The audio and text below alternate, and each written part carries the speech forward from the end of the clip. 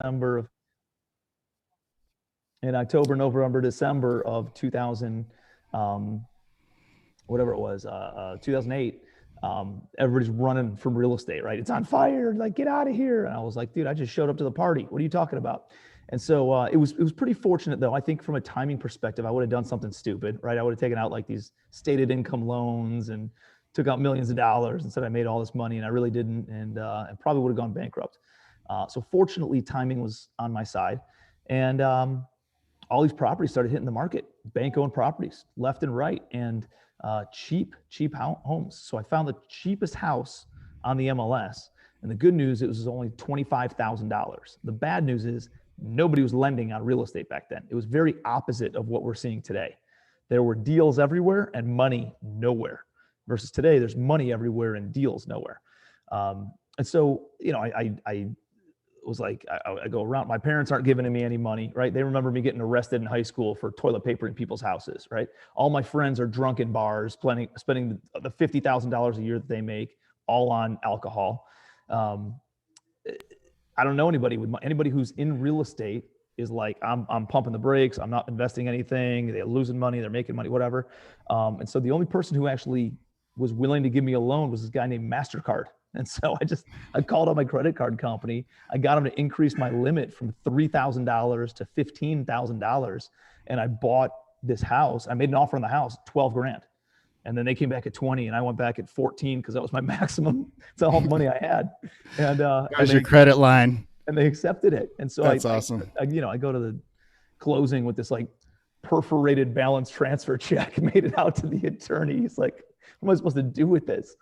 And I was like, dude, it's my first rodeo. What do you want from me?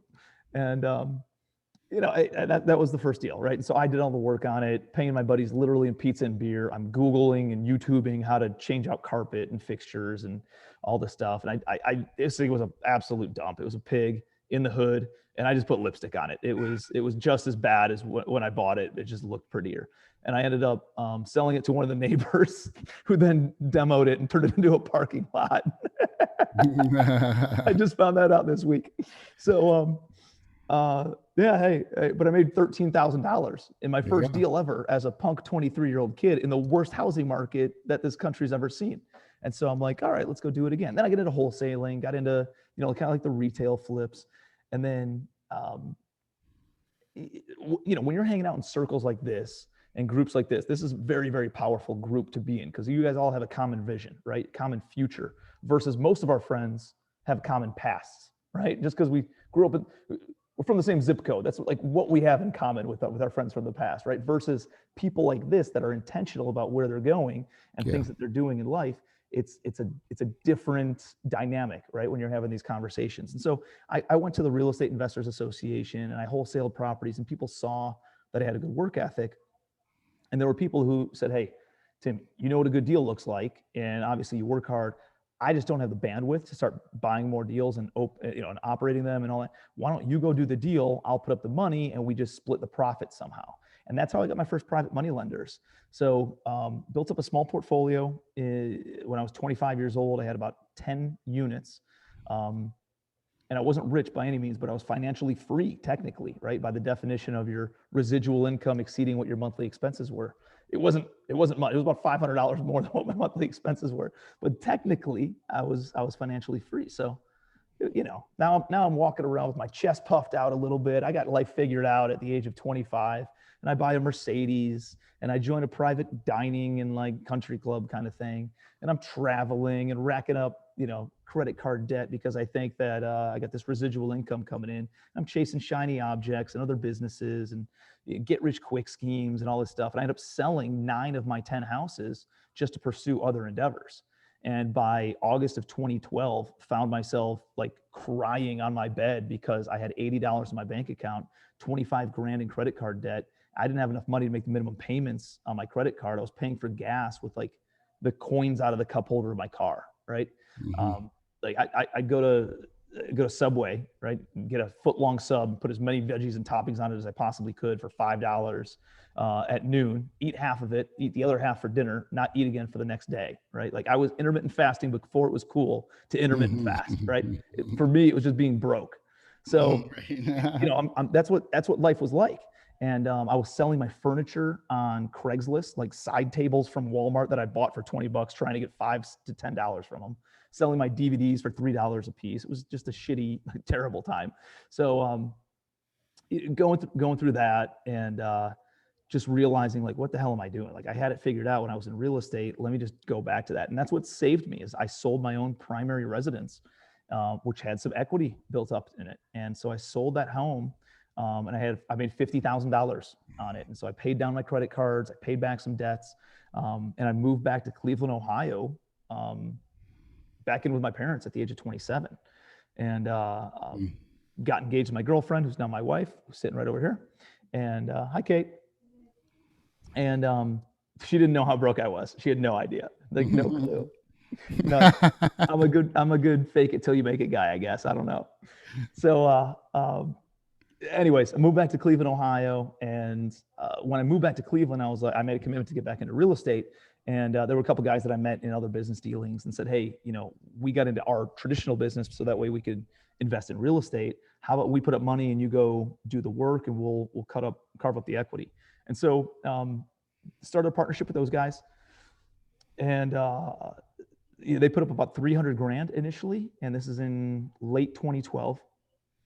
And I just started buying everything in Cleveland. So if you guys aren't familiar with the Cleveland market, like there's still deals there today, despite what's going on with the marketplace. If you couldn't even imagine what the deals look like in 2012, like I was buying single family houses in tough parts of town that were rented for $600 a month, and I bought them for $7,500. like it was insane deals. I bought a triplex for 12 grand. I put, I don't know, 4 grand into it or something like that. And it rented for like $1,500 a month. It was like stupid how much money. You guys heard of like the 1% rule? 1%, It was like I was gonna say that piece, like the 1% rule. Yeah. And that's so awesome. it was remarkable, the kinds of deals. And so like I wasn't a good flipper, right? Like there's a lot of people out there who have an eye for that. They like the customization of it. They like like Chelsea, she's a rock star at design and color palettes and where the furniture should go and how to outline or how to lay out the space. That's just not my forte. I'm not really that good at that. And so I was very bad at flipping houses.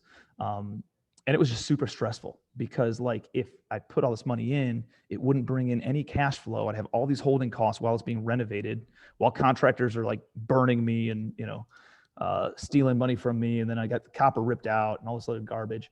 And then, I'm going through all that. And then it goes on the market and it sits on the market for 30 days, 60 days, 90 days, not like the market is today.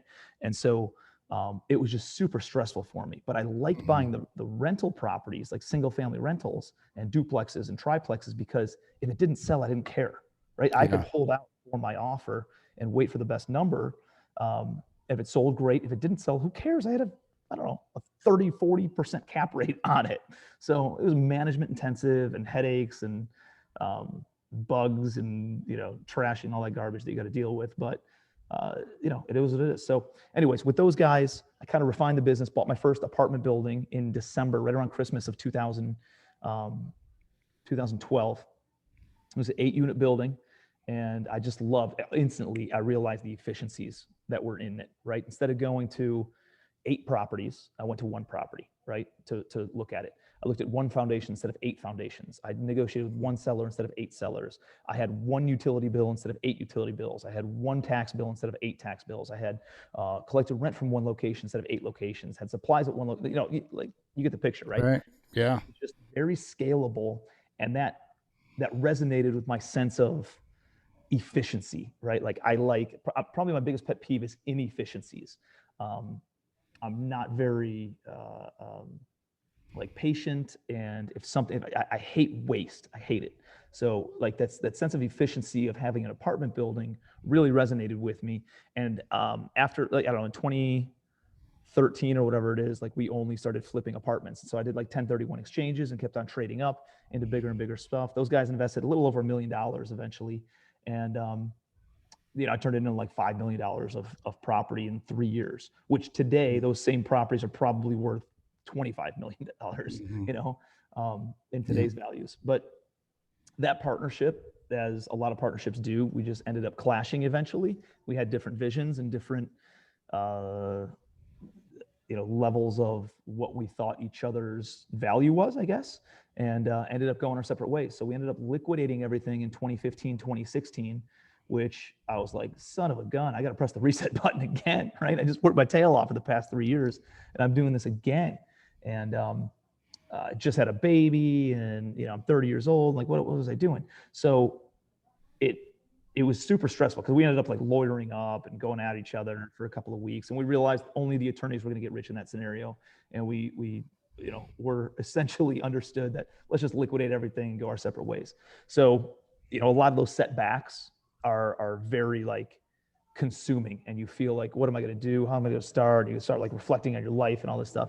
And it was really a setup, right, for bigger, way better things.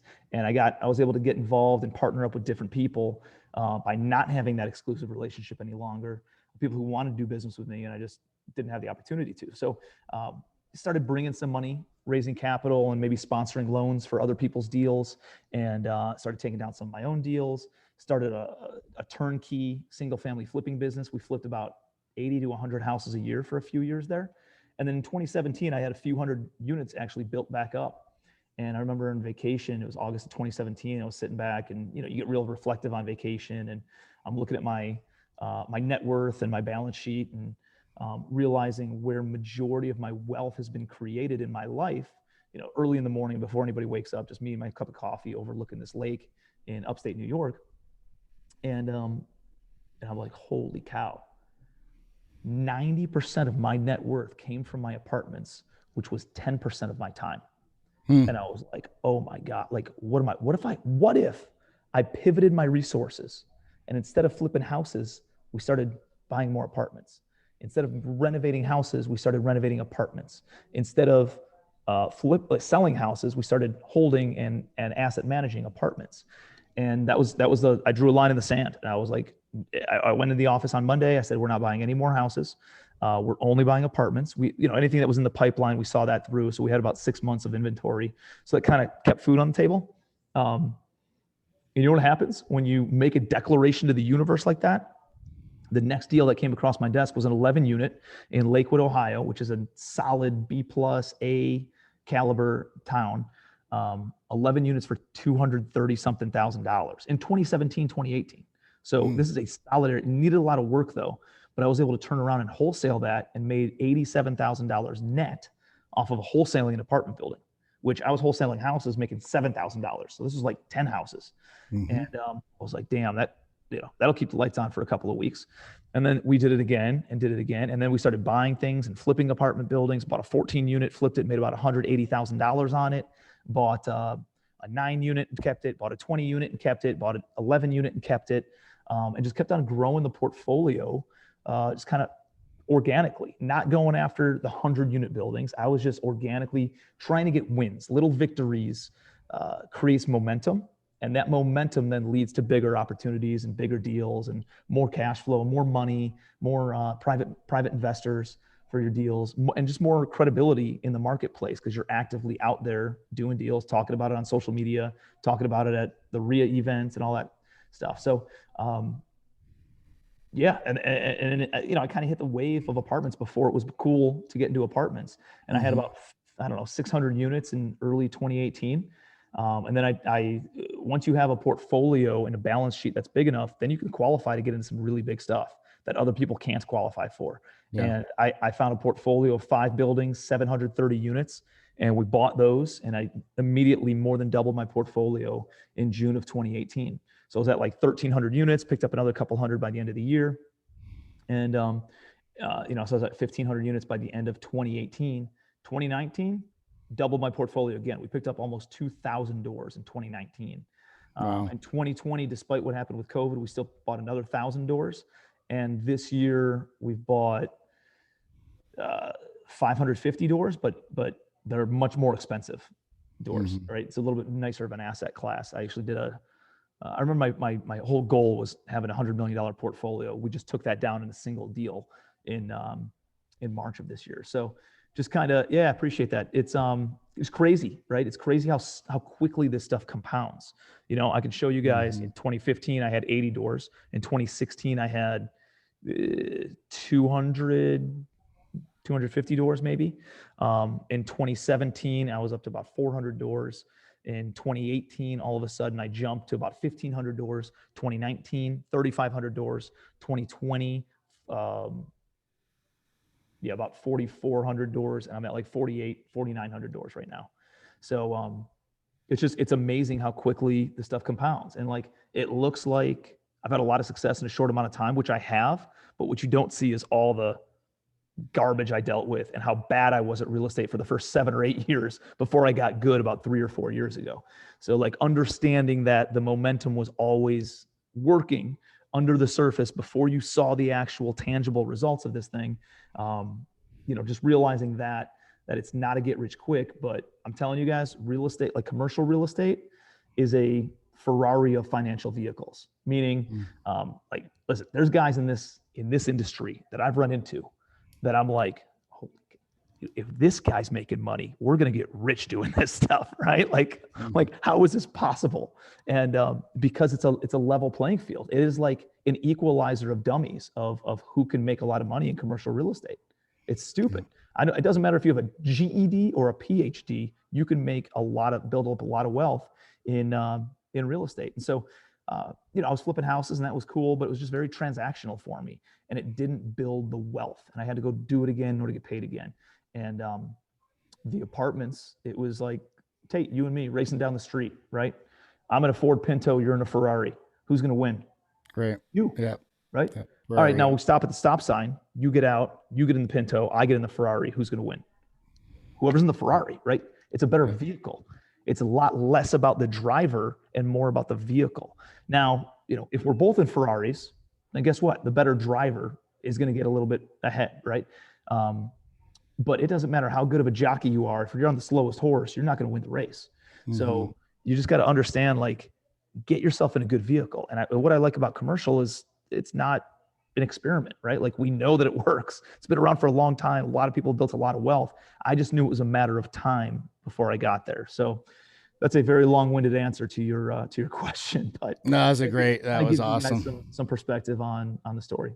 Yeah, no, it's always it's a great story to hear, because it, to me, is again an example of just somebody that, again, you spent those 7-8 years like failing forward, right? And like continually, stumbling, getting back up, not doing things well, figuring it out. And then finally things kind of open up, and it's almost like the universe sets you free when that partnership kind of blew up. Mm-hmm. And ever since then, it's been like game on for you. And, the scale, the expansion of your portfolio is just awesome. It's just such an awesome thing to see. And well, I think what a lot of people do is they get in real estate, Tate, and they don't focus on the things that actually matter, right? They get busy doing other ancillary things that don't generate revenue and don't generate results. Mm-hmm. And really, I found there's 3 things that we just obsess over in my business. Number 1, finding deals. Mm-hmm. We are looking for deals all the time. I remember when I was in the single family world, we'd market a bunch. We all have all this deal flow come in. And then we'd be like, oh crap, stop marketing because we have too much deal flow. Let's get through all these deals and let's buy them and let's close on them and let's renovate them. And then we'd have them for sale or contracted for sale. And then we'd be like, how come there's no deals in the pipeline? Well, because we stopped marketing for them, right? And we had these feast and famine cycles nonstop when I was in the residential world. And one thing you have to be doing is always sourcing deals. I don't care how much deal flow you have, always be making offers, always be underwriting opportunities, always be looking at new potential projects. Mm-hmm. So always be sourcing deals. Number 2, always be sourcing money. Mm-hmm. This entire game is a balance of deal flow and money flow. Sometimes you're heavy money, sometimes you're heavy on deals. Very rarely are you heavy on both at the same time. It doesn't happen that way. So you're always doing both of those things all of the time in order to it's just a balancing act, right? And like, we're selling buildings right now. I'm selling a lot of my smaller stuff. And I'm trying to get in front of the investors and saying, hey, we got more deals coming down the pipeline. Don't go and roll your money in something else. Give me 30 days and I can deploy it into a new project, because now we're going into acquisition mode again. And so, again, So a smart. balancing act, just kind of staying ahead of the curve and anticipating it. The thing with investors is they want to invest. If they know, first of all, they need to know that you even take investors on. They need to know what kind of projects, what kind of returns, what kind of opportunity that looks like. And then the other thing, it's all about timing, right? They might have just deployed into another deal. They might have just sold and have a bunch of money. They might be waiting for a sale to occur in 30, 60, 90 days. So you got to be aware of that also. So that's why you're just staying in front of them all the time. And then once they do say, hey, I'm sitting on some cash, great. Where can I go and deploy that? And where can I put that into play for them? So sourcing deals, sourcing capital, and then everybody's like, oh, if I could just find money and find deals, like this is game over. I'll go and buy buildings. Yeah, you can buy buildings that way, but you cannot necessarily keep buildings that way. You need to have your operations dialed in, and that's number 3: refining your operations and just being totally focused on the things that matter, which is typically collections and leasing, and making sure you have a clean, safe, functional, cosmetically updated property. The management's doing what they're supposed to be doing, and you're reviewing the statements on a monthly basis and all that stuff. So it doesn't necessarily have to be you, but somebody on your team has to be doing that. Hey, Tim, we got a question here that's kind of related to this topic.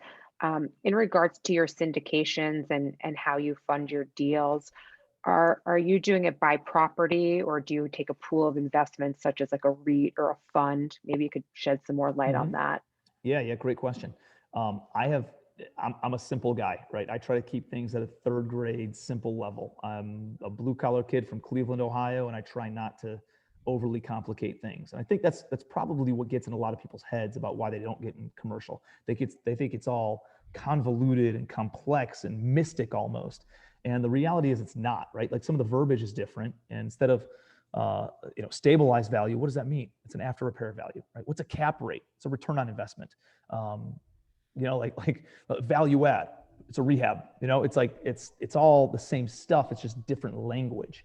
And so anyways, I try to keep things simple. And one of those things is just raising capital on a deal by deal basis. It's very difficult to project returns if you have like a general open-ended fund. And then you got to pay attention to when people came in and when they're going out and what kind of dividends and blah, blah, blah, and which properties they're in or where they're not. So I would not do that. And then there's always the balancing. Like if you're just gonna do a fund that says, hey, I'm gonna pay everybody 10%, right? There's no equity or any whatever, but I'm just gonna pay. But then you have to keep money deployed. And if you don't have money deployed, then you're like 2 months of money not being deployed can derail your investment fund returns for 2 years to 5 years. Like it can.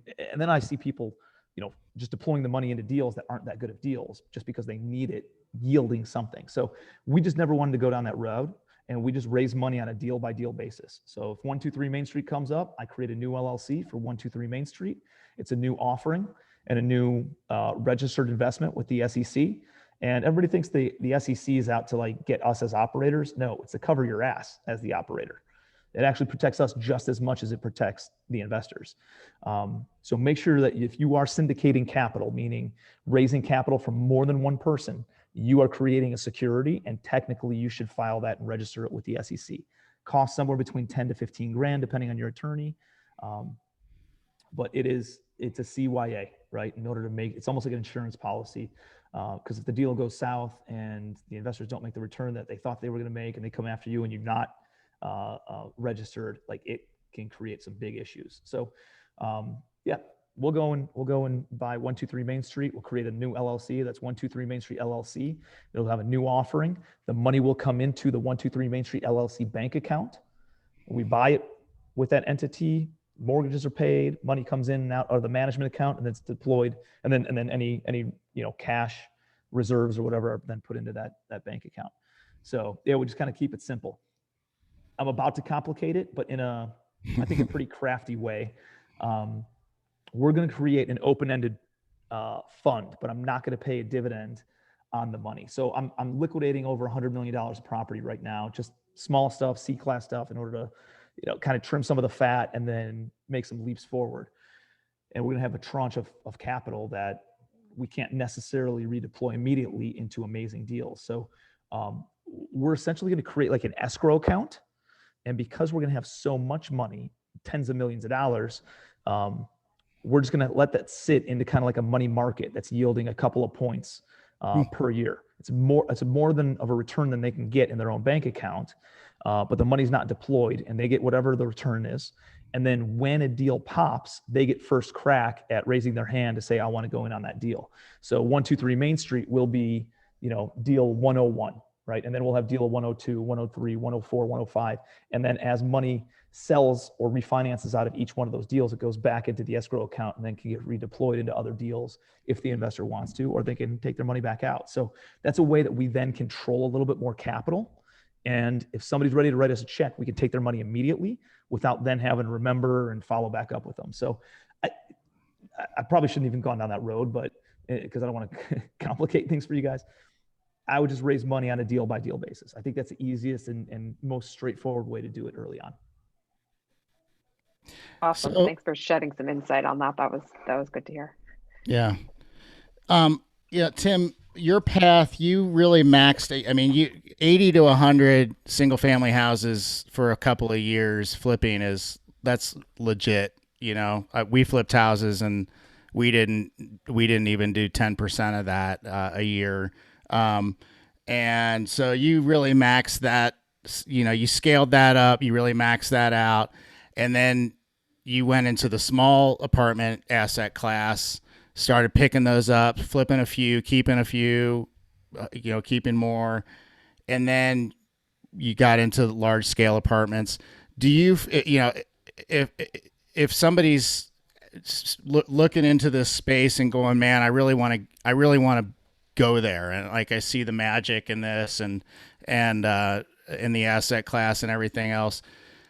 Would you recommend going through a progression like that where you start in, say, single family and kind of go from there? And if so, well, if not, where would you start if you could go back and do it all over again? Yeah, great question. I think, as obviously people come through Commercial Empire and Legacy Boardroom and they're like, I'm holding out for the 100-unit buildings. You don't get those buildings falling in your lap if you don't have a balance sheet. If you don't have a portfolio built, you're not going to get the respect from the brokers and have a serious look at some of those bigger opportunities. Now, if you come across a big deal, you can link arms with somebody like me or somebody like Tate or somebody who can take these deals down and still get involved in those big deals early on. But if you don't have a portfolio, you're not going to get the respect from a seller or from a broker where they're going to take your offer seriously. So for me, like it's hard for me to say, would I change anything? Like, I don't know, got me to where I am. So like, right. Are there some things I wish I didn't do and some things that, yeah, absolutely. But it got me to where I am. So I can't really say that. But to me, I think the most important thing is momentum and building your balance sheet. I think any deal that's a good deal, you should do. And as you do deals and as you do good deals, I posted on this today. I posted on Facebook about this exact philosophy. Some kid on Instagram hit me up last night and said, hey man, like, do you just wait for the perfect deal? How do you know it's a perfect deal? Like, what does a perfect deal look like? I was like, listen, bro, no such thing as a perfect deal, right? Like, I've done a lot of deals that I thought were going to be perfect deals, and every single one of them was just an absolute kick in the crotch, right? Like, none of them played out the way that I thought it would. And I've done good deals. I've done great deals, right? But like, the reality is I don't go for home runs anymore. If a deal turns into a home run, great, but I don't go for home runs. I go for base hits. Base hits, the consistency of base hit after base hit creates momentum, creates the rally at a game, right? Like it gets the crowd up on their feet. Like, that's what creates the excitement and gets a lot of the attention and gets people engaged and gets people focused on you and on your business. It's base hits that win baseball games, right? Not home runs. So the more base hits you can have, the more momentum you're going to grow. The more momentum you have, the more money you can raise, the more deal flow you're going to get. And you do that just by taking down deals. I don't care if it's a single family, a duplex, an 8-plex, an 80-plex, a 22-plex, a 18-plex, like it doesn't matter. Just start building the portfolio. And all of a sudden you're going to pick your head up one day and be like, wow, I'm sitting on 150 doors. And then when that 100-unit building comes across your desk, you can qualify for it. And you will get the respect from the brokers because you're like, oh yeah, I've already done this. Mm-hmm. And, that's not to say if it comes across your desk earlier than later, you shouldn't take it down. You could still take it down. You're just going to have to probably link up with somebody who has the experience in that space. But I'm telling you, like, just go out and hit base hits. Go for base hits. Everybody's waiting for the perfect deal. That's not a philosophy that I believe in. I'd rather just go and do good deals over and over and over again, and that just sets me up for win after win after win. Because all these grand slams, none of them shake out to what you think they're going to be. Mm-hmm, mm-hmm. Good question just came over. Are you concerned that larger institutional groups are divesting their office building and then also retail and, hospitality and everything else in favor of multifamily? I saw today in the industry news, a large REIT is doing that, which will put more pressure on the smaller players. Thoughts on that? Yeah, are there big institutions looking for big deals out there? Yes. And the bigger your portfolio goes, the more you're going to have to deal with some of those folks. Here's something I want you guys to realize. There are over 700,000 multifamily properties between, hang on a second, let me think about what this is. I think it's over 5 units and bigger. 700,000. There's over it might be, yeah, it's 5 units and bigger. About 50,000 of those are between 50 to 100 doors, and another 50,000 are from 100 doors and bigger. Okay, those REITs and stuff are only going for 100 doors and bigger. They're not interested in anything smaller. That means you have access to 650,000 units. Not units, buildings, right? 2.5 million units, 650,000 properties. I have a portfolio of almost 5,000 doors. You know how many buildings I actually own? Like 65, right? Like there's people flipping 400 houses a year working way harder than me.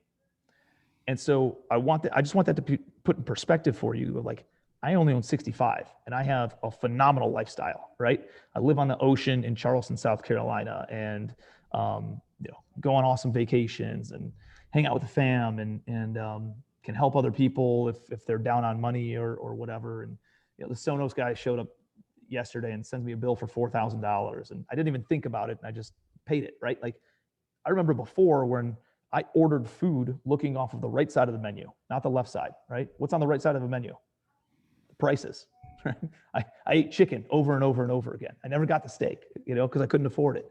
And now it's just, it's allowed me to do that with I have a decent size, but I only own 65 buildings, right? It's still a lot, but there's 650,000 buildings out there under 100 units, and one of them can change your financial future forever. Let alone one of them a year for 5 years, or one of them a quarter for 5 years, or one of them a month for 5 years. Like, if you think about that, and now you're not worried about lighting the world on fire, you just want to pick up one multifamily property every month and watch how that accumulates over the course of the next 2, 3, 4 years. All of us overestimate what we think we can accomplish in 12 months, including me. All of us do, but we all grossly underestimate what can be accomplished in 24 to 36 months. It's remarkable how much momentum can build up over that time. So stay focused and know what the long-term play is. Just keep your head down. Just say, hey, I'm going to buy one building a month. And all of a sudden, it might be a duplex this month. It might be a 4-plex next month. It might be an 8-plex the following month. It might be another 4-plex that other month. And then a 20 unit drops in your lap, right? And then a 22 unit, and then another 12 unit. And you just, all of a sudden, 12 months later, you're like, oh man, I picked up 100 doors this year, right? Mm-hmm. And then you can start getting into some bigger stuff. So yeah, I mean, for me, I'd rather see you guys have some victories and see you guys have some wins, and realize that these REITs, although they're talking a big game and you're like, they're going to come into my space. No, they're not. Don't worry about it. You're working with a lot of mom and pops. Anything under 50 doors, really under 100 doors, is typically mom and pop investors. And and there's a ton of them out there. There's a ton of opportunity. There's no limitation on how many deals are out there. As far as these REITs go, these guys always move around. Since for 150 years, they've been going from office to retail to hotels to multifamily to back and forth. And what does that tell me? That tells me there's opportunity in offices. I'm going to go buy an office building for $10 a square foot, and then I'm going to renovate it and turn it into multifamily. I'm going to sell it back to these bozos for about 10 times what they sold it for. So like I think there's always opportunity in the obstacle, and I would just keep my head down and focus on where's the opportunity, not where's the obstacle. Mm-hmm. Kind of just to play off that question, I have another question. Where do you see as the future of multifamily? We hear a lot, it's too expensive, cap rates are compressed, can't find deals. And, I think people are proving that wrong. You're being one of them. Yeah, I think, I don't know, like, are there deals out there? Yes, there's always deals. Are they harder to find? Yes. But there's still somebody who passed away, who has a big portfolio, and the kids want nothing to do with inheriting grandpa's portfolio, right? And they just, let's liquidate this thing and let's just get some money, right? They want to go on vacation and buy a bigger TV and buy a fancy car and all that stuff. So like that happens. Somebody gets sick, right? Somebody gets divorced and they have to liquidate all their assets before they can finalize their divorce. Like there's a lot of different motivations of why people would sell properties, even in this market, that are not financially motivated to get the most money, where it's like single family, right? You got to solve a problem and figure out what that is. So that's first. Secondly, there's deals in every market. I don't care if you're in California or New York or wherever. If you know your market, I think, acres of diamonds, right? There's acres of diamonds in your own backyard. You don't have to go to Florida or go to Texas in order to go and buy multifamily real estate. Are there opportunities there? Sure. But I think, you're stepping over dollars to look for dimes in some capacity, in some cases. And so I think it's smartest to start in your own backyard. I think everything's cyclical. I think multifamily will be cyclical. You can always build multifamily. You can go out and create equity in some of these deals instead of trying to go buy something stabilized. Yeah, you're going to pay a retail price for that. You got to get creative. It's very easy to increase the value of a multifamily property. We talk about it all the time in boardroom, like obsessing over how do you increase the value? You increase the value of a commercial piece of property by increasing the net operating income, right? It's not based on the comparable approach like single family is, like what did the house sell for down the street? Well, I think my house is a little bit bigger and I got an extra bathroom, and so I can get this much more for it. It's not like that with multifamily and commercial real estate. Commercial real estate's 100% based on the income approach. So you take the income minus the expenses equals the net operating income. And then there's a multiple of that net operating income, which is the value of the building. That's the cap rate. That's that multiple. And so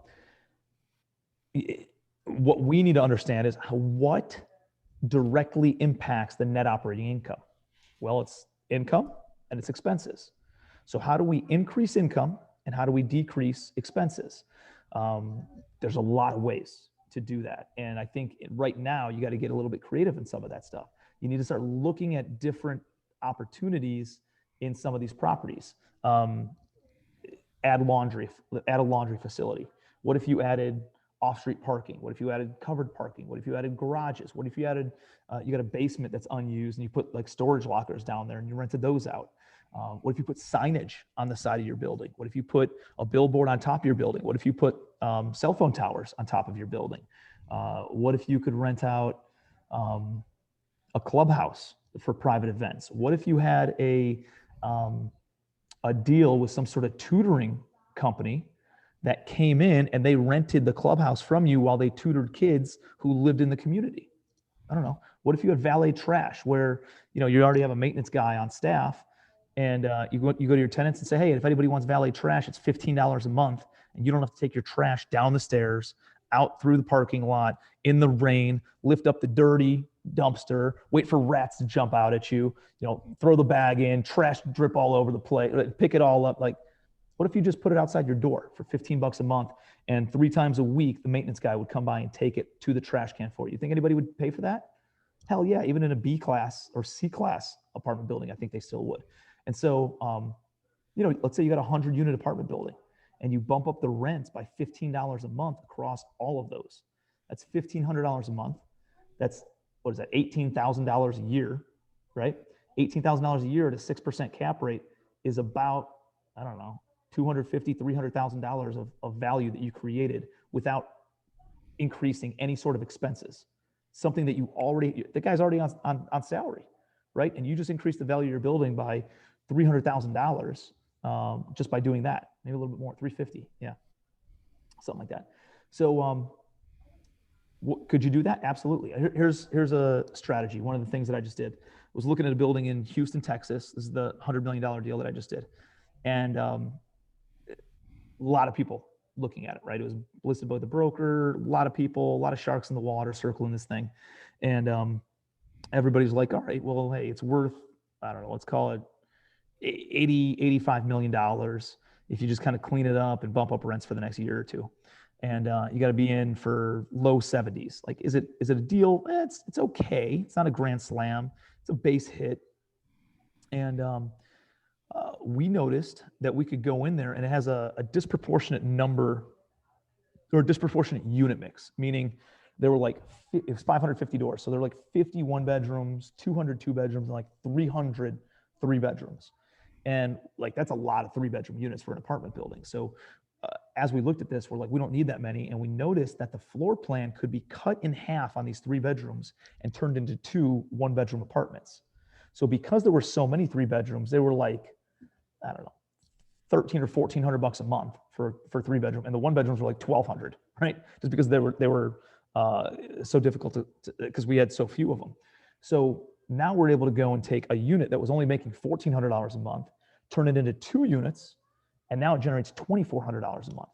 So we have an extra $1,000 per times 100 units, right? So we just made $100,000 of additional rental income per month on 12 months. So what is that? 100,000? Yeah, it's 12 or $1.2 million a year at a 6%. Hang on, let me do the math. I can't do it in my head. That's $20 million. Yeah, it's about $20 million. Increase the value of the building by $20 million. So something that somebody thought was going to be worth about $85 million, it's worth $106 to us. And we're going to be in for like $2 million more. So we're going to be all in for $77 million. And now its stabilized value is $106 million. And we saw something that somebody else didn't see in a hot market in one of the most primo markets in the entire country, which is Houston, Texas, right? Like, there were a lot of people who looked at that deal and just didn't think outside the box. They saw it for what it was instead of what it could be. Yeah. So you just got to get creative on some of this stuff. Yeah, you saw highest and best use there that other people didn't see, which is like, I mean, that's like uncovering, that's printing money, basically. You know, it's $20 million of equity. And it costs us, it's like, I don't even know what it is. It's I don't know, let's call it $20,000 a door, $2 million. Cost us $2 million, created $20 million of equity. Yeah. That's awesome. That's a decent return, you know? So how do you evict people given rent moratorium as when I had 2 to 4 unit doors pre-COVID and the same, made it difficult when tenants stopped paying. So here's the thing. I remember sitting in a RIA event, and the housing court judge for Cleveland, Ohio, this guy's like an authority in Cleveland. Like he's a legend. This guy was he's been the housing court judge for like 30 years or something. He actually passed away a couple of years ago, but I remember him up on stage and he's like, listen, 99% of all tenant landlord issues can be eliminated by doing 2 things. 1 is screen your tenants, and 2 is take care of your property. If you do that, you will clear out 99% of the problems. Does a crazy sneak in every once in a while? Yes. Right? Do they game it a little bit more than you might think? Yes. But if you screen your tenants and you're not placing, professional tenants who just game the system, and you take care of your property, guess what? They're going to pay rent. When COVID hit, we collected more money in April than we did in March. We collected more money in May than we did in April. Now, there was some lease up and stuff that went along too, but our delinquency was less than 2% across our portfolio. Why? Because we screen our tenants and we take care of our property. We also punched COVID in the face before it could hit us. So like we reached out to everybody and said, hey, you know, everybody's like, hush, don't tell the tenants that they don't have to pay rent, right? Because like maybe they'll just pay. I was like, you don't think these people are going to find out? Like they're hanging out in the same hallway, right? So I was like, let's go tell them that they don't have to pay rent, and that's what the government's saying. And but that doesn't mean that they shouldn't pay rent, right? And so that was a letter that we drafted. We reached out to everybody. Hey, government says you don't have to pay rent. It doesn't mean you shouldn't, right? We still have a responsibility, and if you don't pay rent, we guess what? That rent doesn't go to somebody living up on a castle on a hill somewhere. It's going to take care of the trash at the property. You want trash piling up all over the place where you and your kids live? No. Do you want bugs to be sprayed for, or do you want it to be covered with roaches, right? Do you want the grass to be cut? Do you want to have lights on in the hallways? Do you want your toilet to flush because the water's running? Do you want a maintenance person to be able to come by and fix an appliance that doesn't work? Like, well, guess what? If you want those things to happen, you've got to pay rent, right? Like we can't operate this building unless you're paying rent. And if you're facing hard times and you need an issue, or you're having an issue with paying rent, then contact one of these 5 subsidy organizations. And we gave them all sorts of resources for where to get food, where to get rental support, where to get a job or some sort of income support. And we gave them all these local resources for all of our buildings. And then, and I said, if that's still not enough, then reach out to us. We'll come up with some sort of a plan with you one-on-one. But if you don't reach out to us, we can't help you, right? Like let's be proactive in this, and let's make sure that we all make it through this thing together. And our occupancy stayed strong. Our collection stayed strong. There's a little bit more work and more of the C class stuff than the B class stuff. But yeah, I mean, it was, if you do those things, you can still collect rent. Right. And let's say you adopt a property that has a bunch of bad tenants. You know, I just bought a property in March and we couldn't evict anybody. So we're going there, we're doing cash for keys, right? We're saying, hey, if you want some improvements, we're not the same landlord as the other people. We'll come in, we'll make some improvements to your unit. We just, we need you to pay rent. We need you to pay market rate rent. We need you to whatever, blah, blah, blah, blah, blah. And I think just the communication and, property management's a science and it's an art. Right? You need to do a little bit of both there and have a conversation with these people in a tactful manner and treat them like human beings, right? I mean, they're recurring customers paying you every single month, coming back again and again and again. Like, treat them like customers. Yeah. Yep. They're your lifeblood, really. Mm-hmm. I think, for us, it's residents and investors first. If we're taking care of those two groups, we're doing something right. So absolutely got to. The investors, like we obsess over making sure the investors are taken care of. I just sold one of my vacation rentals.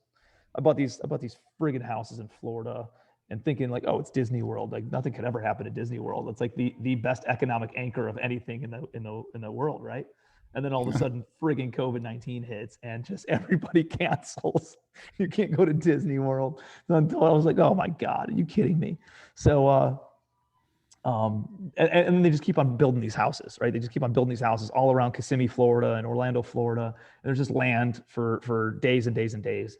And it's just postage stamp lots and the same house again and again and again. And so like, there's so many houses that are on the vacation rental program. I was renting a 9-bedroom, 6.5 bath, 4,400 square foot house with a screened in porch, a hot tub, a pool, granite countertops, built in 2018, renting it for $299 a night, less than a hotel room for a 9-bedroom house, and a game room and had everything, right? That's how much competition there was there. And so like, I just couldn't make money on this thing. So like, I kept on paying my investors a 10% return, even though I came out of pocket every single month, essentially for 3 years on these properties. And I have 2 of them there. I sold one of them on Monday. I put the other one under contract on Monday. And I'll walk away. I'm about $190,000 out of pocket. I'll recoup about 95 of it. So I essentially lost, I don't know, about $90,000 on that. And could I go on to the investors and been like, hey guys, too bad, too sad, sorry about your luck, but you're part of the partners in this thing, right? Yeah, you could, but guess what? That doesn't set you up long-term, right? Like these guys have money with me in other deals and it's not, what's $90,000, not trying to downplay it, but the reality is it's a acquisition fee on a new Right. apartment building, right? And so Right. cut the losses, stop the hemorrhaging on that. And we're just selling them. We're just going to get rid of them. I'm focused on bigger stuff anyways. It's really just time consuming for my team to deal with it. So that's like the biggest is the opportunity cost that comes along with it. So, we're just going to move along, take care of the investors, paid them their return, gave them the report. Hey, we lost a bunch of money, but we didn't. I lost a bunch of money. You guys got taken care of. It's a good worst case scenario, right? And my one buddy's like, dude, thank you so much, man. Like most people wouldn't do that. Appreciate you. Taking you out to a badass steak dinner next time I see you, and let me know about the next deal. I'm in. So it's like you do the right things, and all of a sudden that stuff. And then he introduced his buddy, right? He introduced his buddy before, but his buddy's invested in that deal too, and so it's just like doing the right thing. Yeah. So Tim, this has been amazing. We're kind of past the midpoint in our evening here. I could listen to you and talk to you for, going on here for a while, but, my friend Patty Royster has a really good question. I was thinking it might be a good kind of final question, to kind of bring it all together here. And her question is, what are your 3 favorite ways to find deals? 3 favorite ways to find deals. Is your answer to that, go to your acquisition guy 3 times and tell him to find you deals? I like looking at deals, actually. It's not the highest and best use of my time. I love doing this, right? Like I love being on podcasts, and I love talking to people, and I love being at events, and I don't necessarily love traveling to a speaking engagement, but the Zoom stuff has been amazing, because I can connect with a lot of amazing people the same way as at a speaking event, actually even better sometimes. And so this is the highest and best use of my time, even though it's not quantifiable of what could potentially come from this. It is, who knows? You guys might bring a deal down the road. We might end up doing a deal together, and somebody might want to invest in a property, or I might want to bring money to one of your deals. And I don't know. It's cool. Just kind of like planting the seeds and seeing which ones sprout and seeing which ones, grow, and just how the opportunity comes. So underwriting deals isn't necessarily the highest and best use of my time anymore, but I still like doing it. And I just do it in like a quick back of the napkin kind of a way. But how do I source deals? Like this. This is my number one way. Social media, putting out content, telling people what I'm doing, and utilizing social media as a tool to create, not social, like a social activity to consume, right? I'm going to create with social media, not consume social media. So I'm very intentional about going on social media, giving value, connecting with some people who are in the mastermind, supporting, some of their posts, and following some people that I also look up to. And then I try to get off, right? Like and I engage with my own posts and a lot of that kind of stuff too. Most of it's actually like one-on-one messages that people send me and stuff is most of the time that I spend on social media now. So that's the first one. I think there's a ton of opportunity just by telling people what you got going on in social media. The other thing that I would say is your email database. Like you have an email database of real estate professionals, wholesalers, realtors, brokers,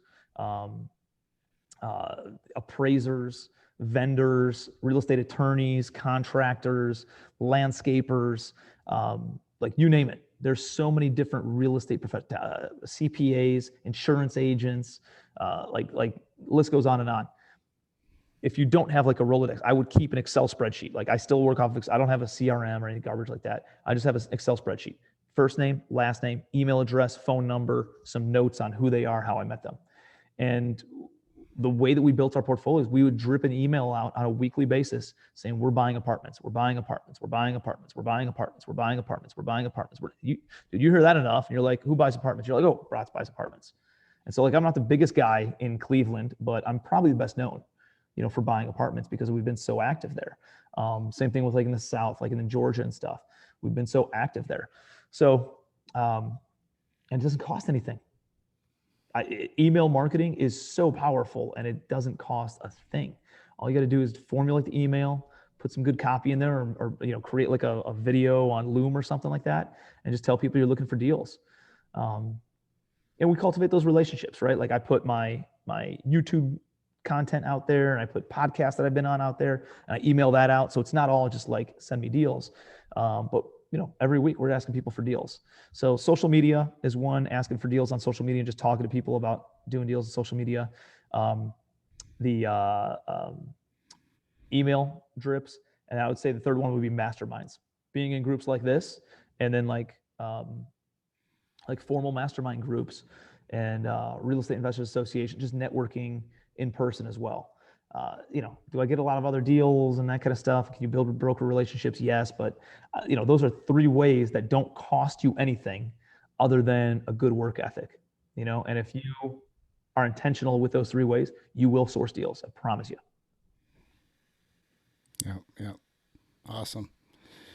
Awesome. Well, so guys, a couple of things. Check out Tim's YouTube channel. It's got some really good stuff on it, and you're publishing stuff really regularly these days, like at least once a week, aren't you? Yeah, I actually don't spend any like advertising money on Commercial Empire or any of my coaching stuff. I spend money on videographers, editors, and so we're creating content, and I think social media done the right way is just incredibly powerful. So we're just doubling down on content, and then organically it's growing. Organically we're getting followers. Organically we're meeting people. And all I'm doing is I sit down with my videographer 1 day a week for about 3 or 4 hours. We film content, and I just talk, right? I just like, hey, she's like, she asked me a question, or I'll sit down with somebody. They'll ask me a question. We'll do, like, you're going to come into town. I know we were messaging back and forth about you coming in town and doing a Spill the Beans episode. And like we'll sit down and we'll tape for an hour, and that 1 hour will be something that we put on YouTube. But then we'll take that exact same it's recording, right? Episode, and we'll make clips of it, and make somewhere between 5 to 10 mini clips of that same recording, and post it on Instagram Reels, and put it on Facebook, and put it in on TikTok. Even I had a TikTok account. I've grown more followers on TikTok in 6 months than I have in Facebook in 15 years. Wow, it's crazy. TikTok's wild, but I don't trust it. So like as soon as I have followers, I try to drive them over to like YouTube. I think YouTube's got a lot of staying power. So like Facebook, Instagram, LinkedIn, TikTok, and YouTube. Those are the 5 channels that we're always posting on. And we're just, taking the same one long video and cutting it up in clips, and then just pushing it out. And, you guys don't have to do it, but it's simpler than you might think. And even if you're not a techie type person, like I'm not at all, I just hired somebody. I was like, this is your job. Just be consistent with my marketing, because every time I post, I get deal flow, I get investors, and we had vendors reaching out. We have just new opportunities all across the board, coaching students, which then leads to more deals and more private money lenders and all that other stuff. So we're just intentional about it. We understand, like, anything that sources deals and sources money, that's what we need to be spending our time on. Tim, before we lose you, could you tell us also a little bit more how people, if they're interested in joining Legacy Boardroom? I think there's some questions here about how to find that. Yeah, go to Legacy Boardroom. Here, I'll type it in here.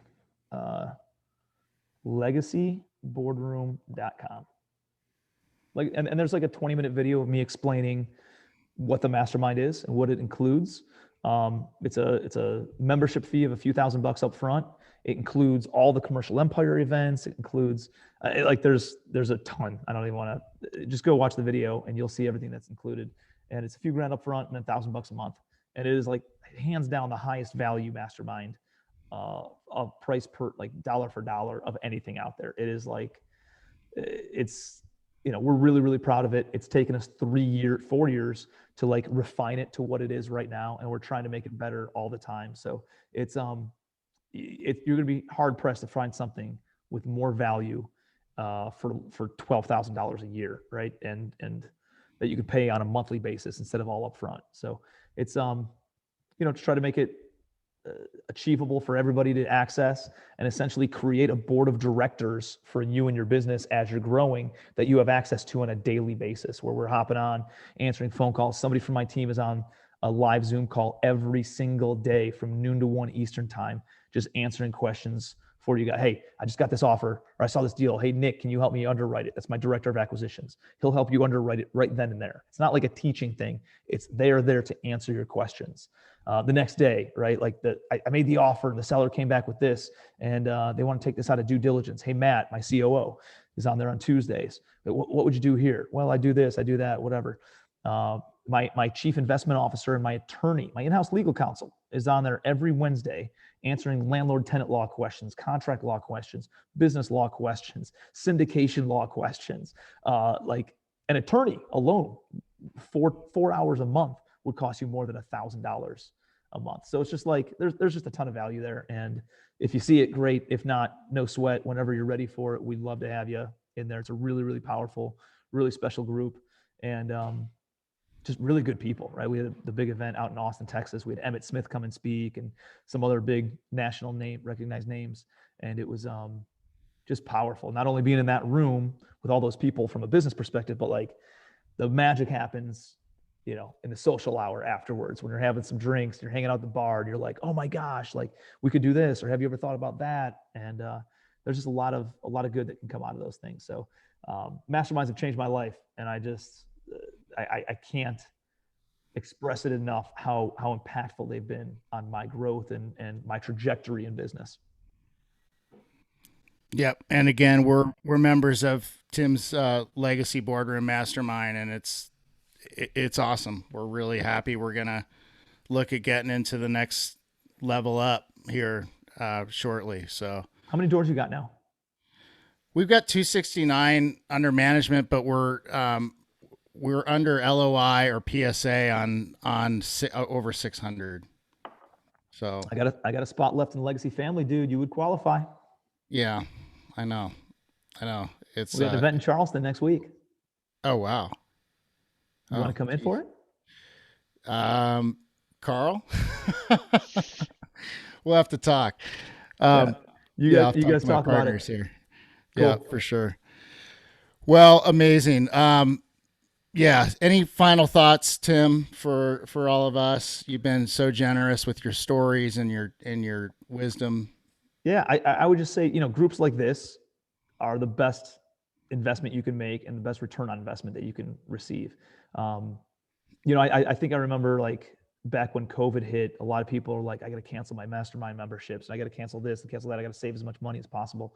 Like these groups is what got me and a lot of other people through all the craziness, all the hecticness, all the unknowns and, you know, fear of the unknown and all the speculation and all that other stuff. So like, I think surrounding yourself with great people, dude, on accident, through osmosis, you guys are going to do deals just by showing up every single month on these calls. So I'd make a long-term commitment to just be here and make a priority to be here on a monthly basis, just because these rooms are magical and the connections and the knowledge and the takeaways that you can get from this can't even be quantified. So just make sure you're here. Yeah. Awesome. Great stuff. Cool. Great stuff. Well, I appreciate you guys. Thank you for putting this together. It was a lot of fun. Yeah. Thank you, Tim. Thank you, sir. We're gonna go ahead and do some small breakout rooms.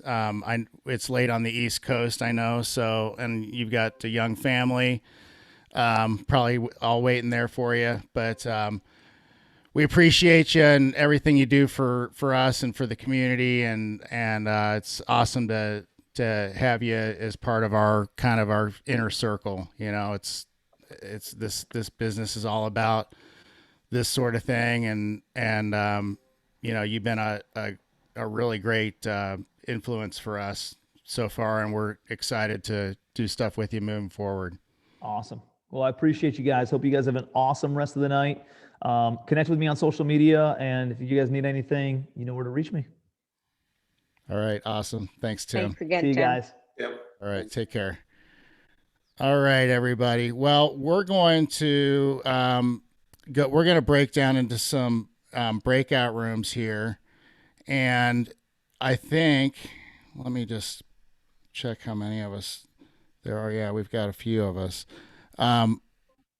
what we'll do is we'll do a couple of just a couple of power rooms here, and then call it a night. So let's just really dig in and network at a high level for the next, let's say this first room will do like 7-8 minutes, and the next room will do like 7-8 minutes, and really get into what, think about what it is in your business that you need to kind of get to the next level, like to level up. What is it that is it capital? Is it deals? What is it that you need to get you where you want to be headed? So, and then bring that to the group and see what happens. It's kind of magical sometimes. So, I'm gonna go ahead and create these groups, and we'll be rocking and rolling here.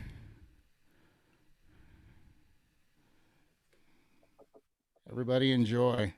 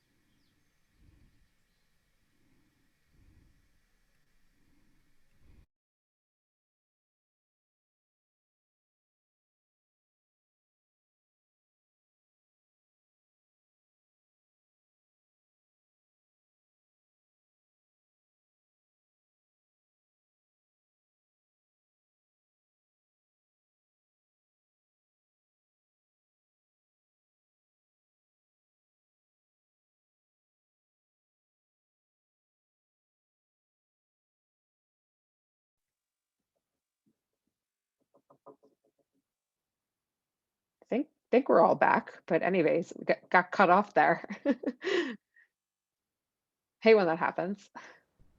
Tate decided to go play golf. That's what it is. Yeah. Tate, you got to connect with Audie. He lives in Pinehurst. Yeah, my dad lives there. I'm sure you told him Yeah. that. Yeah, Yeah. perfect. Wow. Yeah. Right on. Well, guys, let's do one more of these breakout rooms. There'll be a different combination this time, and then we'll do a quick little outro, and we'll be good for the evening. So let's do this. Create.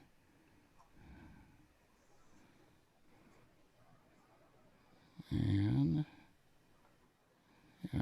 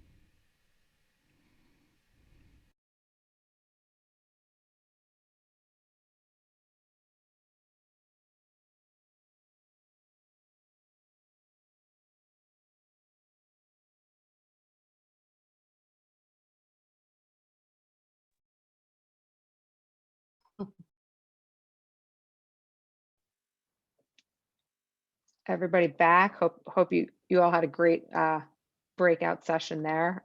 We always feel like we're getting cut off. It's the worst part. But in any event, we're kind of reaching close to the top of the hour here. So one of the things that we always do at the end of our group is a shameless plug. You can, like, needs, wants, you want to promote something. This is like absolutely the time to do it before we kind of close out for the evening. So if you've got a podcast, a meetup group, a deal, like that, now is the time. Like, have no shame. Just speak up, please. We would love to hear from you. I always do that. Sorry, I have to pipe in. I was going to say it's either Rebecca or Angel. It's how I built my my network for the last 6 years just by doing that, just by telling people what I do and how I do it. Drum roll. I'm sorry, I didn't hear you, huh? You got cut off. I said drum roll, please. What? Oh, no. No need. No? But thank you, Chelsea. Okay. I know Angel's going to have something to say. Angel? All right. So I have a meetup on Mondays. And if you go to www.theacademypresents.com, you can actually get to our meetup through our website now. I will also post it on LinkedIn and in our Facebook community. So if it doesn't come up, because we're moving to a new link so that it's the link tied to the website, it's kind of crazy. But anyway, that's there. And I can put the website in the chat too, because if you go to the website, you can join the membership and you'll get access to our boot camps, our workshops, our upcoming summits, and you'll get the link to our podcasts. So we do have a podcast, and then we have 2 summits every year, 3-day summits, think Dan Hanford, but Angel style. And I think that's everything. And we're passive and active investors now because we went active side. It's crazy. Yeah. We're everybody, if you haven't already shared your info in the box, name, email address, active, passive, where you're investing, we will share the attendee list with everybody. I know we got Angel's info in there and how to reach her. So please do so if you haven't already. Thank you so much, Chelsea. You're wonderful. And anybody else? We got Jeff here. I know Jeff's got something to say, but it looks like he's about halfway underwater. Nothing to say. Just thanks to yourself, Tate and Carl, for putting this together. Fantastic speaker, great information, and I love seeing you guys. Have a great night. It's almost 11 in New York Eastern. I know. I'm with you. My eyes are closing. Thank you so much. I do want to say before everybody leaves tonight, we close out that, mark your calendars. Our next event, we have Adam Adams. So talk about networking. He is like the king of networking. You do not want to miss this. It is July 14th at 7 p.m. Adam Adams, mark your calendar. We will keep you updated via Facebook, meetup.com, and please tell your friends. The more we can share, the more we can help one another. I'm happy to share it with my network.